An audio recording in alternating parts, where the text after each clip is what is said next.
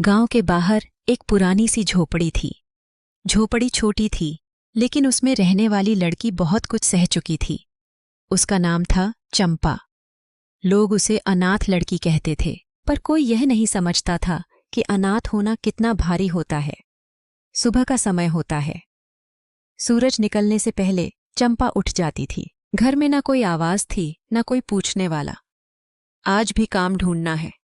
अगर आज भी नहीं मिला तो शाम का खाना मुश्किल हो जाएगा। चंपा बैठकर माँ की पुरानी तस्वीर को देख रही होती है। उसकी आंखें थोड़ी थोड़ी नम होती हैं। माँ, अगर तुम होती तो शायद जिंदगी इतनी अकेली ना लगती। तस्वीर कुछ नहीं बोली, पर चंपा की आंखें बहुत कुछ कह गईं। वह उठी, अपने आंसू पोंछे और रोज की तरह बाहर निकल पड़ी। चंपा हर घर के सामने रुकती और काम के बारे में पूछती थी। काकी, आज कोई काम हो तो बता देना मुझे। कहीं से उसको जवाब मिलता था और कहीं से नहीं मिलता था। कुछ लोग तरस से देखते थे, कुछ नजरें फेर लेते थे। दोपहर होते होते चंपा थक जाती। पेट में कुछ नहीं होता, लेकिन उम्मीद अभी बची होती है। शाम ढलते ही वह घर लौट आती है। वह झोपड़ी, वही खामोशी। चंपा चूल्हे के पास बैठती है, लेकिन आग नहीं जलाती। आज भी कुछ नहीं है। भगवान, मैं रोज मांगती नहीं हूं, पर आज थोड़ा सा सहारा दे दो। चंपा ने यहां भगवान से कुछ मांगा ही था।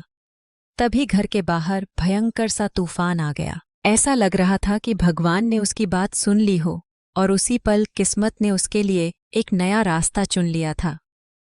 अगली सुबह चंपा ने फिर अपना काम शुरू किया। गांव के आखिरी रास्ते से जंगल की ओर जाते हुए उसका दिल कुछ असहज था। आज कुछ अलग महसूस हो रहा था। हवा में जैसे अजीब सा सन्नाटा था। कुछ तो है यहाँ, लेकिन क्या? क्यों दिल इतना बेचैन है आज मेरा? जैसे ही वह झाड़ियों के पास पहुंची, एक कराने की आवाज उसके कानों में पड़ी। यह आवाज न सिर्फ दर्द भरी थी, बल्कि कुछ माँ जैसी भी महसूस हो रही थी। कौन है वहां? झाड़ियों के पीछे वह देख सकती थी। एक सफेद गाय जमीन पर गिरी पड़ी थी। उसकी सांसें तेज थीं, पर पैर में चोट लगी थी और आंखों में एक अजीब सी ममता झलक रही थी। चंपा हिम्मत जुटाते हुए गाय के पास जाती है। आपको क्या हुआ गाय माता? वह गाय को देखती है और गाय के चोट लगी जगह पर थोड़े पत्ते मसलकर लगा देती है। गाय माता, आप तो बहुत घायल हो। मुझे जो आता था मैंने कर दिया, और यह पहले आप कुछ खा लो। चंपा ने थैले में देखा। सिर्फ एक सूखी रोटी थी। आज मैं भूखी रह जाऊंगी, लेकिन आपको ऐसे नहीं छोड़ सकती। चंपा ने आधी रोटी गाय के सामने रखी, पर गाय ने वह रोटी खाई नहीं, बल्कि धीरे धीरे वह चंपा के सिर पर मुंह फेर दिया। चंपा को पहली बार ऐसा लगा जैसे उसे कोई अपना समझ रहा हो। माँ, आज पहली बार ऐसा हुआ कि मैं अकेली नहीं हूं। और उसी पल चंपा ने समझ लिया, यह गाय सिर्फ एक जानवर नहीं थी, बल्कि कुछ तो था इसके अंदर। कुछ अलग सा, कुछ खास। कुछ समय बाद चंपा अपने घर को वापस चली जाती है। अगली सुबह चंपा उसी जंगल में जाती है। जंगल आज थोड़ा खामोश लग रहा था, पर वहां पे कोई भी डरावना सा नहीं लग रहा था। वह गाय के पास पहुंचती है। गाय माता, कैसी हो? लग रहा है आज आप ठीक हो। गाय बस चंपा की ओर देखती है। आपको पता है, आज मैं आपको अपने साथ अपने घर लेकर जाने वाली हूं। मेरे घर में मेरे अलावा और कोई नहीं रहता। आप रहोगी तो बहुत अच्छा लगेगा। चंपा गाय को अपने साथ अपने घर की ओर ले जाने लगती है। गाय अभी उतनी ठीक नहीं थी। वह लड़खड़ाकर चंपा के पीछे पीछे चलने लगी। वह पुरानी झोपड़ी, जिसे लोग बस एक टूटा फूटा घर कहते थे, लेकिन आज चंपा को वह झोपड़ी अकेली नहीं लगी। उसने दरवाजा खोला और गाय को घर के अंदर ले गई। चंपा ने गाय को अपने बिस्तरे के पास ही खड़ा कर दिया। कुछ समय बाद चंपा ने गाय के सामने पानी का कटोरा रखा। गाय माता, आज इतना ही है, कल कुछ इंतजाम कर लूंगी मैं आपके लिए। गाय ने पानी पिया और शांत होकर बैठ गई। उस रात चंपा ने चूल्हा नहीं जलाया। पेट खाली था, लेकिन दिल में अजीब सा सुकून था। उस रात चंपा भूखी सोई, लेकिन कई सालों बाद उसका दिल भरा हुआ था। गाय को घर लाना एक शुरुआत थी, अगली सुबह चंपा जल्दी उठ गई। गाय उसी कोने में शांत खड़ी थी। गाय माता, रात कटी ठीक से आपकी। गाय ने धीरे से सिर हिलाया। चंपा ने गाय को थोड़ा पानी पीने के लिए दिया। फिर खुद के हिस्से की सूखी रोटी 2 टुकड़ों में तोड़ दी। एक टुकड़ा खुद खाया, दूसरा गाय के आगे रख दिया। आज बस यही है, पर मैं कोशिश करूंगी कि आज काम पर से आने के बाद आपको अच्छी रोटी बनाकर दूं खाने के लिए, या फिर आपके लिए अच्छा घास लेकर आऊं। चंपा काम पर गई और लौटकर सीधे गाय के पास बैठ गई। उसने देखा गाय अब थोड़ी संभली हुई लग रही थी। शाम को चंपा बाहर बैठी थी, तभी पड़ोस की बूढ़ी अम्मा झोपड़ी के बाहर रुकी। अरे चंपा, ये गाय कहाँ से? जंगल में मिली थी अम्मा, बहुत कमजोर थी, छोड़ नहीं पाई। बूढ़ी अम्मा गाय को देर तक देखती रही। अच्छा किया बेटा, ममता कभी बेकार नहीं जाती। तुम्हारी नीयत बहुत अच्छी है। यह बात चंपा के दिल में घर कर गई। उसे नहीं पता था, गांव की नज़र अब उसकी झोपड़ी पर पड़ने लगी थी। कुछ दिन बीत गए। चंपा हर सुबह गाय की देखभाल में लग जाती, घास लाना, पानी देना और धीरे धीरे उससे बातें करना। माँ, अगर आज थोड़ा अच्छा लग रहा हो तो बस खड़ी रहना। गाय अब पहले से ज्यादा स्वस्थ लग रही थी। एक सुबह चंपा ने देखा गाय के थनों में थोड़ा सा दूध उतर आया है। बहुत ज्यादा नहीं, बस 1 कटोरी भर। इतना ही काफी है माँ, भगवान ने मेरी सुन ली। आप बहुत जल्दी स्वस्थ हो गई हो। चंपा ने वह दूध अपने लिए नहीं रखा। उसे याद आया पड़ोस का वह बच्चा जो कई दिनों से बीमार पड़ा था। उसके घर में इतनी गरीबी थी कि दूध खरीदना उनके लिए सपना था। चंपा ने दूध की कटोरी उठाई और चुपचाप उसके घर चली गई। काकी, बच्चे को थोड़ा पिला देना, दूध बीमारी में ताकत देता है। मेरी गाय ने आज दूध दिया था, मैंने सोचा आपको दे देती हूँ। आपका बच्चा बीमार है। बच्चे की माँ कुछ बोल नहीं पाई, उसकी आंखों से बस आंसू बह निकले। चंपा बिना कुछ कहे वापस लौट आई। उसे नहीं पता था उसका यह छोटा सा फैसला आगे चलकर बहुत कुछ बदलने वाला है। अगली सुबह चंपा फिर जल्दी उठी। गाय शांत खड़ी थी, जैसे सब समझ रही हो। चंपा ने फिर से दूध निकाला। इस पर उसने जरा सा दूध अपने लिए रखा ताकि दिन भर का काम करने की ताकत मिल सके। बाकी दूध वह फिर उसी बच्चे के लिए ले गई। बच्चा अब थोड़ा बेहतर लग रहा था। बच्चे की माँ, चंपा, कल के बाद बुखार थोड़ा उतर गया है। तुमने जो दूध दिया था उससे मेरा बेटा कुछ ज्यादा ही स्वस्थ लग रहा है मुझे। चंपा के चेहरे पर हल्की सी मुस्कान आ गई। उसे समझ आ गया दूध सिर्फ पेट नहीं भर रहा, किसी की उम्मीद भी जगा रहा है।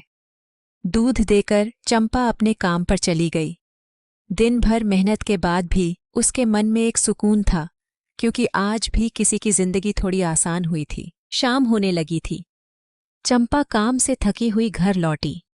उसने देखा गाय दरवाजे के पास खड़ी थी, जैसे उसका इंतजार कर रही हो। चंपा ने प्यार से उसके सिर पर हाथ फेरा। आज दिन भर बहुत काम था माँ।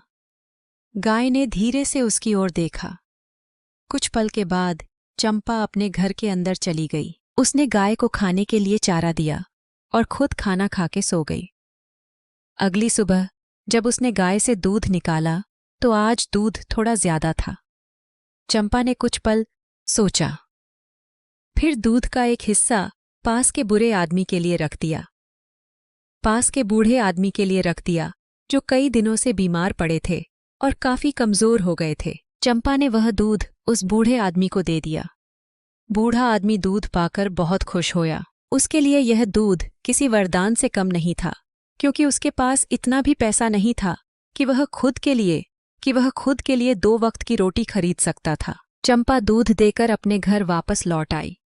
अगली सुबह जब चंपा घर से बाहर आई तो उसने देखा वही बूढ़े बाबा दरवाजे पर खड़े थे। उनके साथ कुछ गरीब गांव वाले भी थे।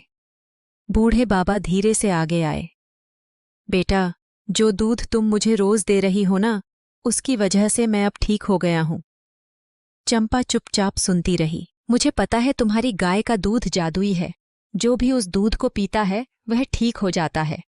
बूढ़े बाबा की आवाज भर आई। लेकिन बेटा, हम गरीब लोग मुफ्त में नहीं जीना चाहते।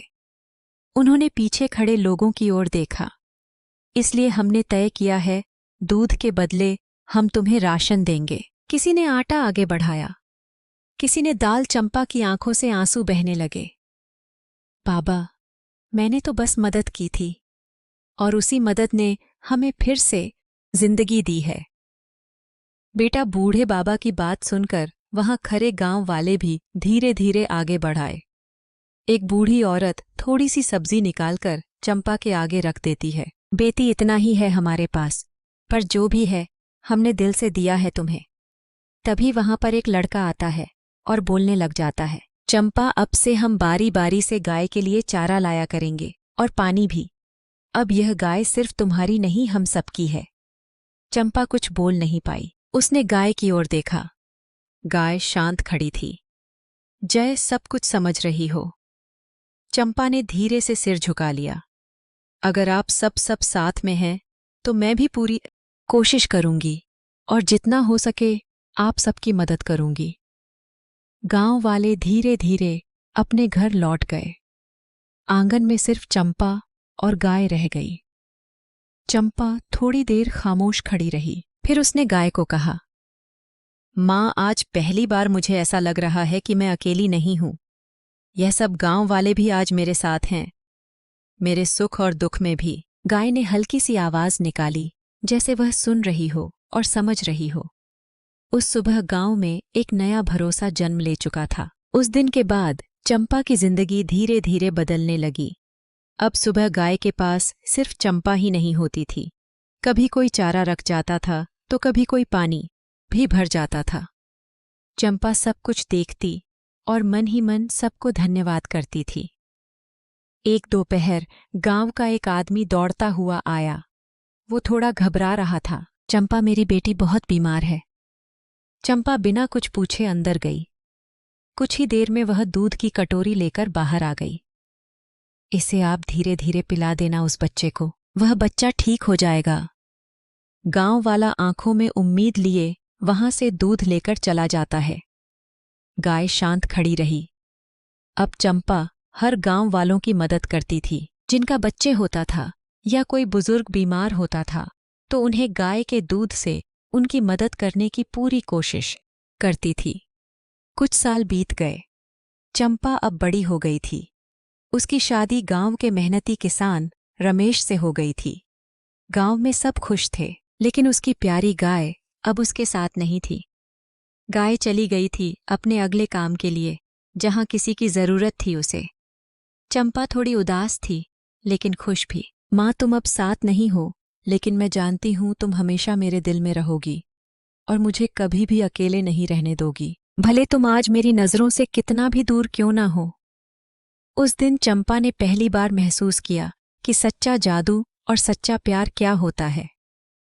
किसी के साथ रहने में नहीं, दिल में भरोसा और प्यार फैलाने में। जादू कभी गाय में नहीं, बल्कि हमारे दिल और नियत में होती है।